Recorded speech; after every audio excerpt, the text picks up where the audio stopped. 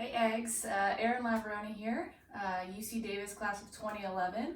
I majored in exercise biology while there, and I freaking loved it. I do have to say, my time at Davis was probably some of the favorite 4 years of my life. The university, the professors in EXB, and all the opportunities that came for that were just like, I can't speak more highly of them. I got to take Dr. Barr's first ever EXB124 class at UC Davis. I think it was his second year there, or just going into his second year when he taught it. And it was one of my favorite classes because it was one of the first classes that one really taught us how to dive into the science of physiology and what like grad school would start to look like, because grad school is a very different story from undergrad. It also was one of the very first classes that really taught me how I can start to apply it. As you know, if you're taking that EXB124 class, or if you're about to take it, you get to be your own guinea pig in that class, and that was really, really cool, and I love that so much. And then after I graduated from Davis, I took a gap year before I went to graduate school, and I stayed in Davis, and one of the things I did was work in Dr. Barr's lab for that time. And so that was a really impactful experience. Working in his lab during that time is what introduced me to the lab opportunities at the University of Texas at Austin, which is where I ended up for graduate school. And I majored in exercise biology or exercise physiology there as well. And that's where I'm still at. I'm still in Austin. I did briefly go back to the Bay Area, and I worked for Tesla for a while running their corporate fitness program. I also ran UT Austin's personal training program at the rec center for a bit before I ended up settling down in Austin here. And I've been able to start two businesses while here. So one of them, which is the main way I use physiology today, is I run an online and on-site fitness, nutrition, and lifestyle coaching company. So I have two primary populations that I work with that. The on-site tends to be older adults, 55 and older, and I'm mainly helping them with basically it's personal training or small group training to help them do everything they need and want to do on a daily basis still. And since most of my clients are older, it's usually like most of them are retired, so it's helping them, still get on the floor and play with their grandkids, or still be able to travel and enjoy the world and be able to put their bag in the overhead bin. But most of them are also involved in a lot of volunteering and philanthropic efforts, and so they actually often have busier schedules than I do and are traveling and speaking and engaging in events. And so really it's balancing, like utilizing what we learn about physiology and rest and recovery and time under tension and proper nutrition, how that affects your system so that they can perform optimally and keep going at these high speeds even into old age. So that's one way. And then the other primary population I work with, which I work with online, is kind of 25 to 50s.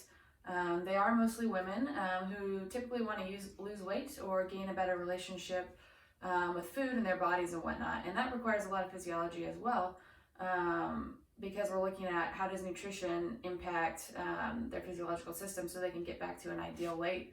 How does sleep and recovery affect those systems? How does their movement affect those systems? And how do we balance all those so that their body adapts to a lower set point weight in a manner that is still balancing all their daily needs out? Their moms, most of my clients work for UT in some capacity, so they've got stressful, high-paced jobs that are typically often sedentary, and so they're balancing a lot of things. Right now we're in a pandemic as well, so they've got the stress of that. So how do we utilize sleep, utilize nutrition, utilize movement to optimize their physiology and bring their body to a new, healthier set point? And then I've recently started a second business that is more on the kind of psychology, cognitive side. It's called the Habit Coach Professionals. I have a business partner in behavioral science from Sweden, and we're looking at how do all of our different environments impact our mental and physical health. So how does our digital environment, how does our physical environment, our social environment, our mental environment impact our physiological systems and either make us do things we want to do or not want to do, and kind of how do we reconcile that cognitive dissonance so that we can become healthier, happier people living more productive and passionate lives, and really live the lives we want to do. And all of that has its basis in physiology, even if like in this job we're looking more from a psychological aspect Psychology and physiology are not separate things. Your psychology affects your physiology and vice versa. Your physiology will affect psychology. It's this kind of endless intertwined circle, and so you can't separate the two. And then the third way I use that today, my physiology background today, is I still work part-time for a lab at UT, working primarily with faculty and staff that may have major orthopedic, metabolic, or cardiovascular issues. And so my primary job with them is how do we get them to understand proper movement patterns, time under tension, load, so that they can learn to move properly and efficiently and safely, so that they actually can get to a point where they're doing exercise regularly to then affect positive change in these major health issues that they're having and get themselves back onto a better trajectory of health and happiness and longer longevity in their lives. So Davis has been one of the most impactful things in my entire life, in my experience with physiology.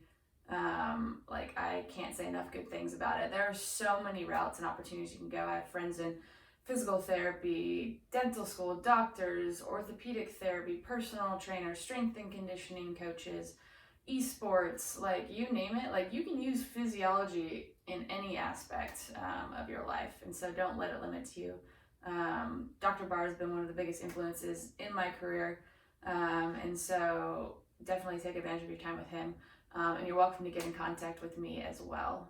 Just ask him for my email address or phone number, and I'm welcome to chat with anybody you'd like to. But anyways, go Ags, and have a great rest of your day.